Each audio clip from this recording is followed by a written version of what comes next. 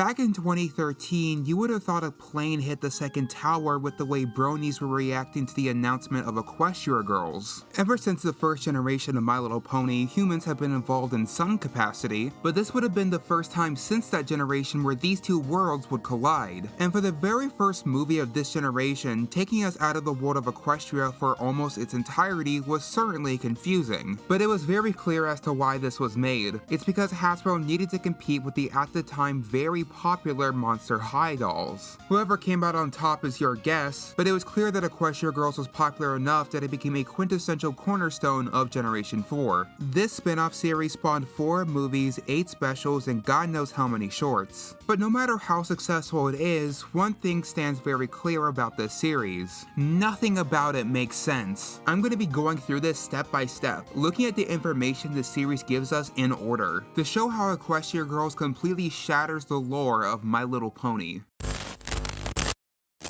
But before I start, if you want more My Little Pony and human content, may I recommend the My Little Pony Chronicles project. If you're new here, hello, my name is May, and I am the writer and organizer of the independent My Little Pony fan pilot titled My Little Pony Chronicles. This was envisioned during a time where the future of My Little Pony was uncertain, and I drafted a hypothetical 6th generation in the meantime. Enough people got interested that we were able to turn this into a full-blown project. We're currently looking for more thumbnail artists and artists in general. So if you have any interest in helping us out, please join our vetting Discord server and submit your portfolio or any work you've done. We are only accepting participants from people who are 16 or older, so please keep that in mind before joining. Anyway, thank you so much for listening, and please enjoy the rest of the video.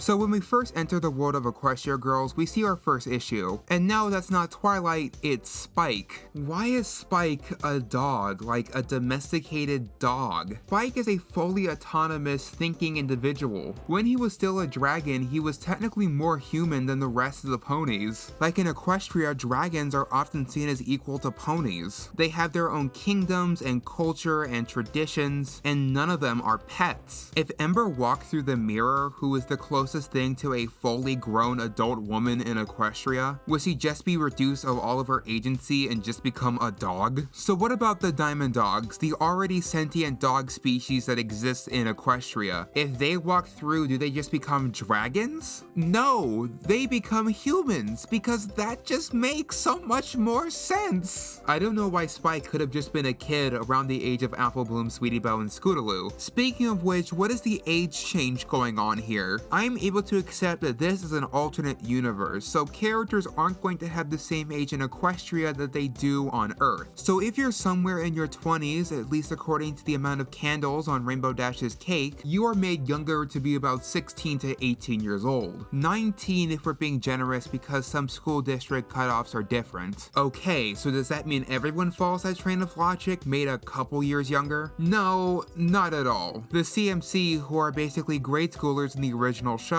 are made older to be somewhere in their freshman to sophomore year of high school. But then there are characters like Celestia and Luna, who were thousands of years old, were made to be somewhere in their 30s or 40s. So what would happen if Celestia, like 1,000 years ago, stepped through the magic mirror into this world when her human counterpart hadn't been born yet? What would happen? Would she take on the form that she would eventually gain? Or would she just not be allowed through the gateway? The most confusing part is that these arbitrary age conversions don't seem to apply to very specific characters for no reason. In the episode Cutie Mark Chronicles, which was in season 1 mind you, Rarity was shown to be the same age as Cheerilee, as the two were both in class together when they were children. Whilst Cheerilee retains her age from Equestria, Rarity is still made younger like the rest of the cast. So moving on from that confusing mess, there is also the question of Sunset Shimmer, and that is, how long was she there? So when Twilight meets with Principal Celestia, which is its own can of worms I'll get into in just a second, they show photos of Sunset Shimmer winning the fall formal for the past 3 years. So she's been at Canterlot High since she was a freshman, and the comics elaborate that Sunset Shimmer was sent here when she was a filly. So when she came back to Equestria as a fully grown mare,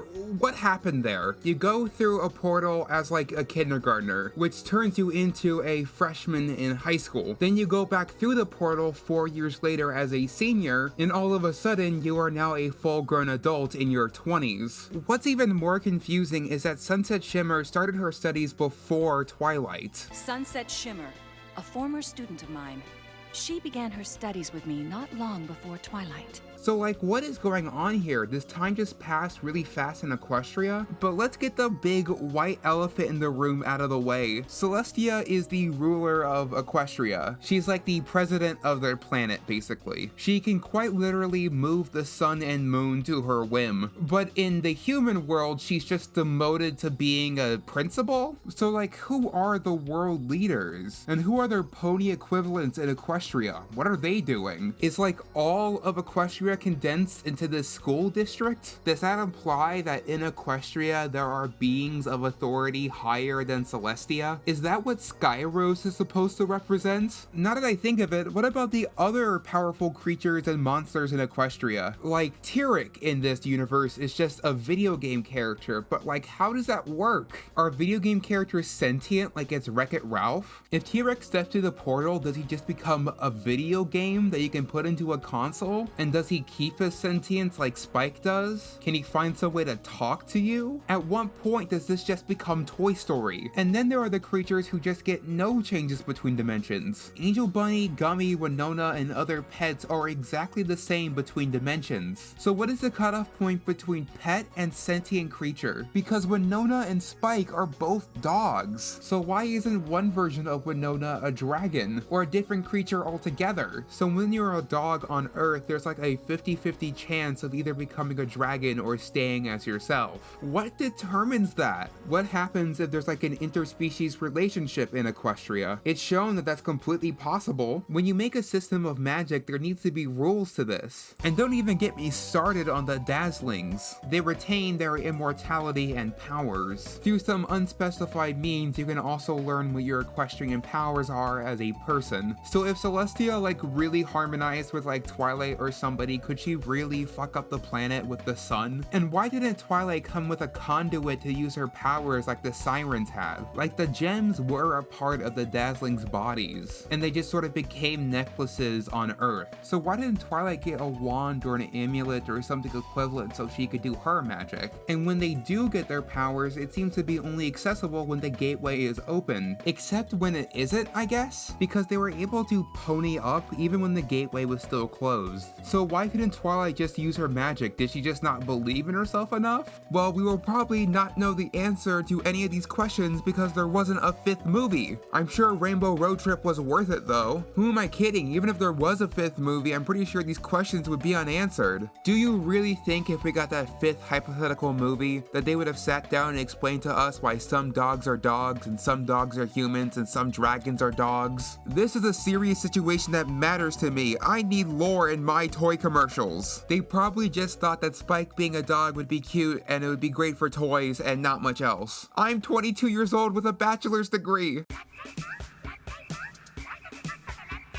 This simple spin-off that was just designed to sell as much toys as possible ended up being the biggest mindfuck I have ever experienced. I hope you guys can come up with some ideas or clear some misconceptions in the comments below, or even find some confusing information that I haven't even covered here. I would love to read them. Maybe together we can uncover the mysteries of this bizarre little fucked up experiment. Anyway, that is all the time I have for today. Thank you for watching. I've been May, and I'll see you next time.